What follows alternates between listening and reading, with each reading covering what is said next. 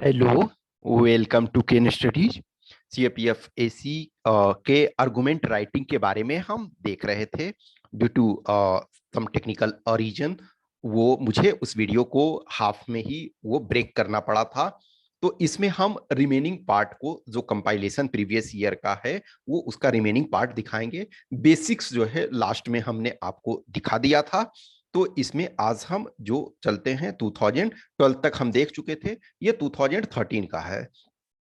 तो इसमें आर्गुमेंट देखो, ये 300 वर्ड्स का हो गया और 2 into 20 यानी 40 मार्क्स का हो गया। वो वर्ड्स भी 4 टाइम्स हो गए और मार्क्स भी 4 टाइम्स हो गए। तो इसमें है, a casteless society becomes distant through issues raised by reservation policy. अब देखो, ये टॉपिक थोड़ा सा टफ है कि जो कास्टलिस्ट सोसाइटी है becomes distant through issue raised by reservation policy, यानी कि इसका समझना सबसे इंपॉर्टेंट होता है टॉपिक। सम टाइम जो होता है कि वो टॉपिक को जब तक आप समझोगे नहीं तो वो आपका मुश्किल होता है। अब एक तरह से देखा जाए, 2018 का जब देखोगे तो इसमें एक ऐसे एक तरह से इस पे बेस्ड आया था। इस वजह से मैं बोलता हूं प्रीवियस ईयर का यदि आप प्रॉपर तरीका से 10 इयर्स का करते हो तो उससे रिलेटेड चीजें आपको बहुत समझने में मदद मिलेगी। तो इसमें जब 4 में आप लिखोगे तो क्या होगा कि casteless society becomes distant through issue raised by reservation, यानी कि if reservation is there then casteless society become a distant dream, यानी कि unless until reservation is there you can not properly shape casteless society. तो ये 4 में लिखोगे। Against में लिखोगे कि even if there is reservation casteless society characteristics can be seen. अब रिजर्वेशन डजंट मीन कि it is completely dividing the society. Reservation is there to bring those people who are not up to the mark. For example, just imagine करो कि कोई ऐसा family है या जिसके किसी भी पीढ़ी में कोई भी कभी प्रॉपर जॉब में नहीं आया, आइदर वो गवर्नमेंट जॉब हो या प्राइवेट सेक्टर जॉब या उस लेवल के लाइफ स्टाइल में। तो रिजर्वेशन ने उसको हमारे बराबर, आपके बराबर लाने की कोशिश की, या हम और आप यदि उस लेवल में हैं कि बराबर नहीं आए थे तो उसे बराबर लाने में मदद कर रहा है। सो एट जब आप अगेंस्ट में लिखने लगोगे तो ये रिजर्वेशन जो है सोसाइटी को एक तरह से इक्वलाइज करने में, ये बराबर लाने में, ये उसको इक्वल लेवल में लाने में मदद कर रहा है। तो ये टॉपिक को समझना डिफिकल्ट था, ऑब्वियसली है। जब 2012 और 2013 दोनों में मैंने दिया, दोनों में क्वालिफाई हुआ। लेकिन आज मैं समझता हूं कि जो आज मैं आपको एक्सप्लेन कर रहा हूं ऑब्वियसली है, तब मुझे कुछ भी समझ में नहीं आया था। 2013 में दे रहा था तो ये टॉपिक क्या है रियली मुझे कुछ भी समझ में नहीं आया था। बस किसी ढंग से कुछ लिखा थोड़ा बहुत, दैट्स द थिंग। तो ये आपको इसमें समझना। अब women empowerment in India is so far is an urban phenomena. इसका मतलब क्या है कि there is gap between rural and urban, जो वुमेन एम्पावरमेंट। तो इसका मतलब यहां देखना है या दोनों चीज करना है कि women in rural area are still not getting their urban counterpart. तो इस चीज को जस्टिफाई करना है कि in city there are facility, there are so much things, but in urban area due to caste culture, जो patriarchy, इस type के this type of things are hindering the empowerment of women. लेकिन जब against में लिखोगे तो ये justify करना पड़ेगा, no, women in rural area are also coming close to urban counterpart। तो उसमें ये करना है कि इनरोलमेंट। अब ये सब में क्या होता है कि डेटा वगैरह कुछ कुछ आपको डेटा से बैकअप 4 में भी करना है और अगेंस्ट में भी करना है।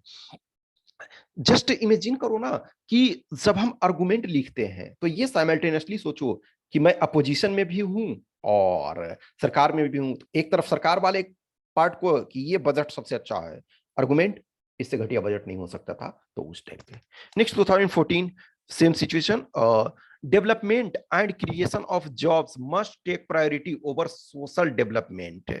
अब इसका मतलब क्या है कि जो सोशल डेवलपमेंट का मतलब है कि जो सोसाइटी को प्रॉपर तरीका से हम लेकर के चल रहे हैं कि हर का जो, यानी इंक्लूसिव डेवलपमेंट जो है, तो वो आपका उससे ज्यादा प्रायोरिटी एक तरह से development and creation of job होना चाहिए, इन द सेंस कि everyone should get opportunity, not just UR की एक तरह से फ्री स्कीम जो प्रोवाइड करवा रहे हैं, उसकी तुलना में जो है स्वयं को लोगों को खड़ा करने के अवसर ज्यादा देने चाहिए। जैसे पॉवर्टी एलिविएशन का दो तरीका हो सकता है। एक तरीका क्या हो सकता है कि एक तरीका ये होगा कि हम किसी को फ्री फूड दे दें, फ्री फूड राशन, हर वो चीज जो रिक्वायरमेंट है फ्री दे दें। एक दूसरा है कि उसको हम जॉब दे दें। तो ये इसमें कह रहा है कि जॉब इंपॉर्टेंट है और डेवलपमेंट इंपॉर्टेंट है बनिस्पत की एक जो फ्री बीज देते हैं। लेकिन उसके अगेंस्ट में लिखोगे कि it is not possible to provide job for everyone, it is not possible to provide development opportunity to everyone. For this, social development is also equally important, and it is one of the utmost important aspect for those who are not having. ठीक है। अब है pre poll alliance are better than post poll partnership. तो pre poll alliance में क्या होता है कि पहले से कॉमन मिनिमम प्रोग्राम एक तरह से डेट साइड किया जाता है। अभी आज के डेट में देखा जाए तो बीजेपी अपने बूते पे सरकार में है, ऑब्वियसली अलायंस इसका है, एनडीए है, लेकिन अपने बूते पे है। तो ये उस समय के लिए यदि 2014 में देखोगे कि इलेक्शन हो रहा था, तो उस ड्यूरेशन में प्री पोल अलायंस जब होता है किसी भी चीज में तो ये बेटर होता है। लेकिन अब इसका मतलब ये नहीं है कि आप पोस्ट पोल अलायंस जो पार्टनरशिप है उसको आप अब सेकेंड में आर्गुमेंट में लिखने लगोगे, तो ये नहीं करोगे कि पोस्ट पोल अलायंस बेटर है प्री पोल से। नहीं, उसमें ये कहोगे कि post poll alliance is also required some time and it is some time necessary. और आप कुछ एग्जांपल्स भी दे सकते हो कि पोस्ट पोल अलायंस ये every time it is not possible for in pre poll alliance, because in pre-poll every party is fighting on its own. If they are doing alliance, many times they are compromising their values, they are compromising their seats and many things. But if post-poll partnership issue come, then actual picture emerge. For example post पोल में अभी नहीं हमें पता है कि कौन party कितनी जीतेगी, लेकिन पोस्ट पोल में चीजें क्लियर होती है। तो जो पार्टनर्स हैं, जो छोटे स्मॉल पार्टनर्स हैं, वो उनके पास बेटर बार्गेनिंग होता है। अब जस्ट इमेजिन करो, प्री पोल अलायंस आपने कर लिया, आपके पास सीट 5 आपको दिया जा रहा है, और उस 5 सीट का अभी आपको पता नहीं है ना कि उसका कितना इंपॉर्टेंस है, लेकिन वही हो सकता सरकार बनाने में 5 सीट का आपका बहुत इंपॉर्टेंस हो। तो जब आप पोस्ट पोल पार्टनरशिप करेंगे तो आप बेटर बार्गेनिंग में कंडीशन में रहेंगे। ठीक है, तो इसको ये अगेंस्ट में 2015 देखो, यहां ही 2015 2016 तो हमने बताया 2015 तक 300 वर्ड्स, यहां देखो वर्ड्स हटा दिया गया, 2016 ऑनवर्ड्स वर्ड्स को हटा दिया गया। Large population of India is more of a bane than a boon. देखो एफडीआई वाला में भी एक आया था, तो ये इसका मतलब है कि पॉपुलेशन जो लार्ज पॉपुलेशन है वो बेन है। ठीक है, ये इसमें बेन है, फोर में लिखोगे, अगेंस्ट में लिखोगे तो बेन नहीं है, इनफैक्ट ये बेनिफिशियल है, ये आपको करना है।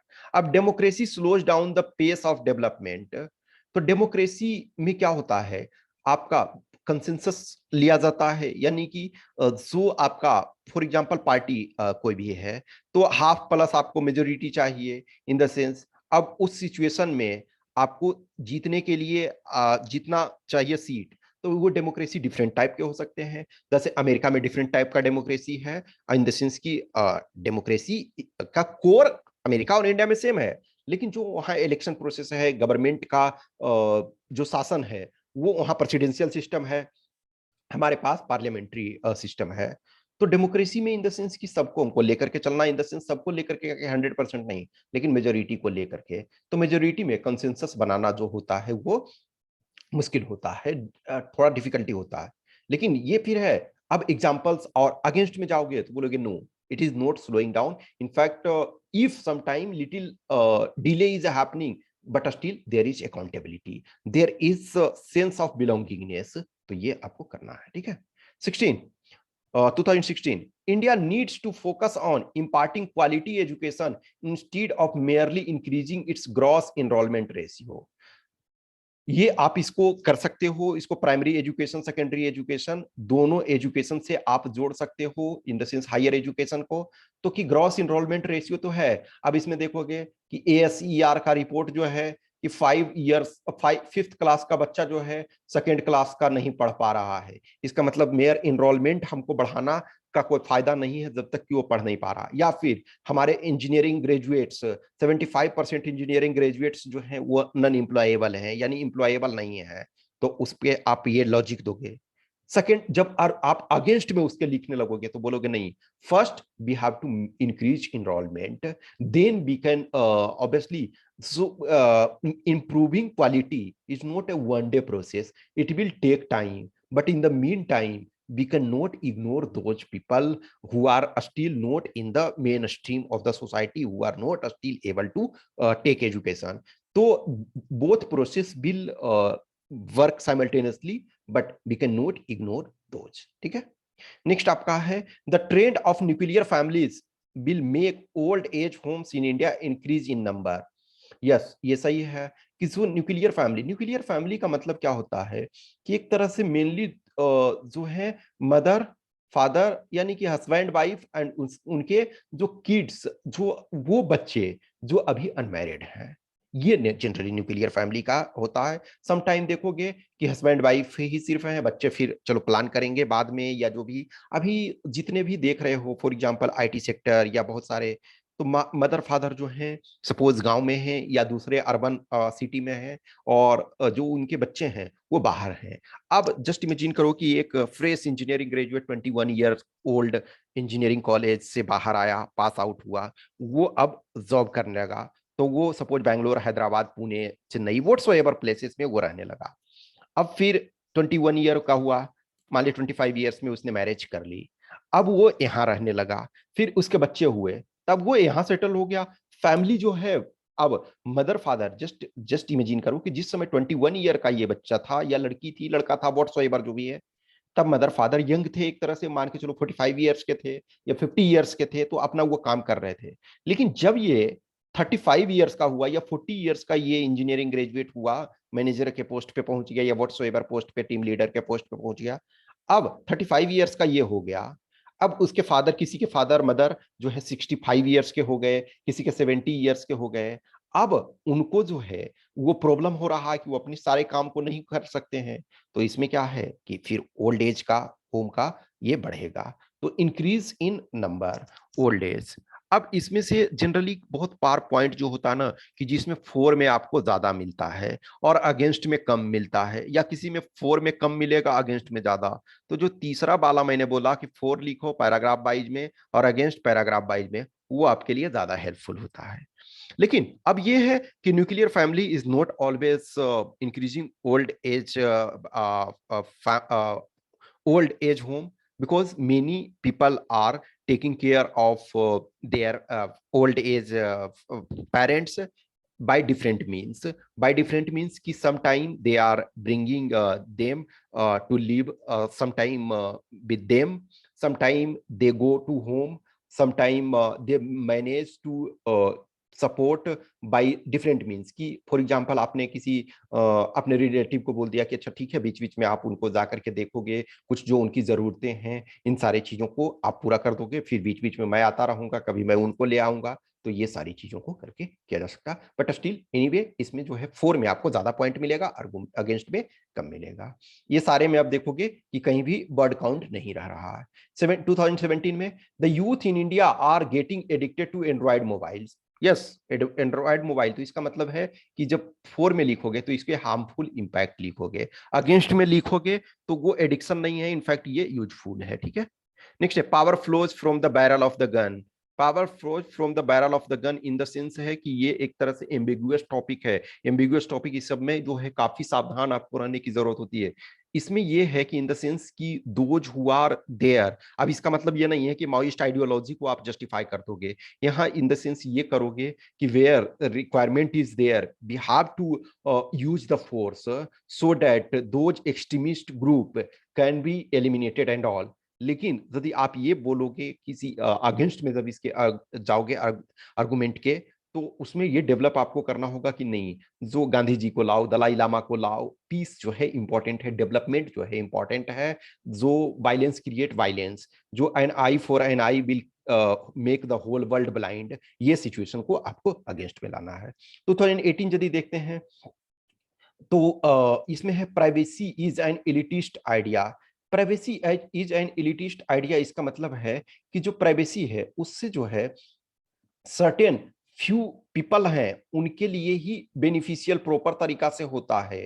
Because a lot of time, just imagine करो कि प्राइवेसी, अब जस्ट कोई आईएएस है, ब्यूरोक्रेट है, या कोई मिनिस्टर है, अब वो प्राइवेसी को ये करेंगे, हर वो चीज जो भी इशू आ रहा है उसके नेम से बोलेंगे प्राइवेसी के नाम पे हम इस चीज को, इंफॉर्मेशन को रिलीज नहीं कर रहे हैं। जैसे अभी आज के डेट में है ना कि कुछ भी होता है तो जो प्रेजेंट गवर्नमेंट सेंट्रल पे है, सेंटर में है यानी यूनियन में गवर्नमेंट, तो बोलती है नेशनल इंटरेस्ट। ये जो नेशनल इंटरेस्ट क्या है इसका डिफिनीशन भी तो होना चाहिए।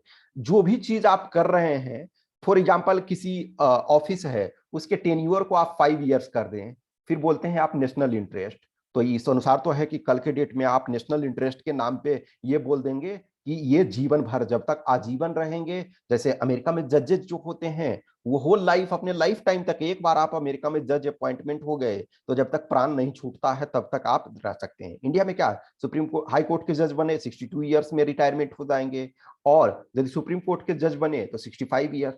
लेकिन जस्ट आप नेशनल इंटरेस्ट के नाम पे बोलो, अब यहाँ भी वो सिस्टम कर दोगे, या फिर जो भी कोई आपके लायक ऑफिसर है और आप ये बोल दो कि ठीक है इनको हर ईयर में एक्सटेंशन देते रहेंगे, 1 1 ईयर करके, नेशनल इंटरेस्ट। तो वो चीजें हैं जो कि आप प्राइवेसी ये नहीं कर सकते हो। तो privacy is an elitist idea, उसमें ये कर सकते हैं, ये 4 में आप डालेंगे। आर्गुमेंट में डालेंगे no, common man's interest is important, और in that name of just your protection you can not do that, you have to take care about the masses। ठीक है। अब है note ban effective tool against black money.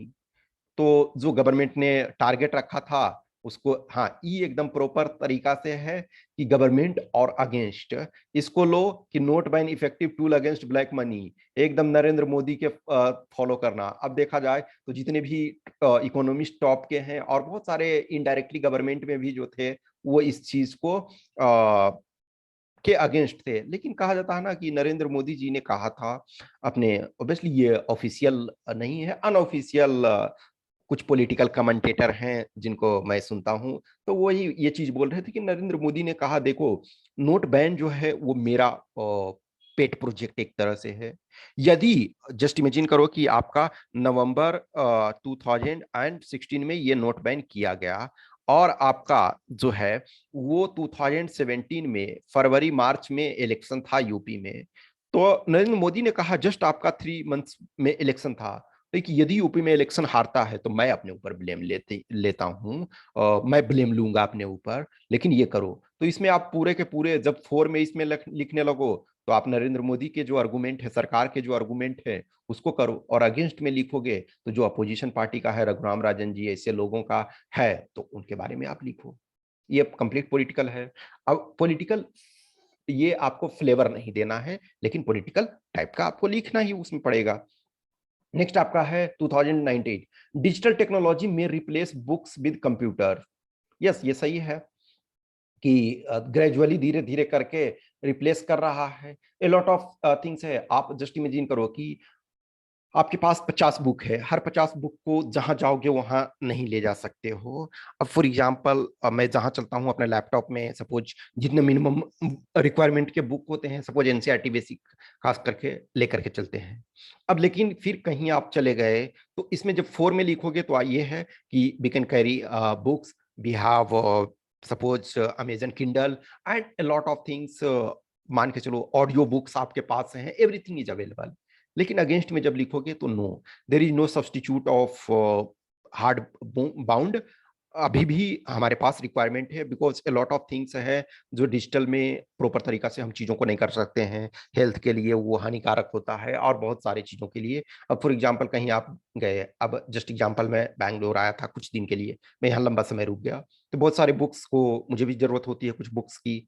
तो फिर obviously मेरे पास घर में वो बुक्स रखे हुए थे, फिर भी मुझे यहाँ ऑर्डर करना पड़ा न्यू बुक्स। ठीक है, इट्स ओके, सेम बुक का आप 2 टाइम्स 3 टाइम्स खरीद सकते हो, ऐसे होते हैं। या फिर न्यू एडिशन आ गया तो चलो उसी बहाने न्यू एडिशन खरीदा गया।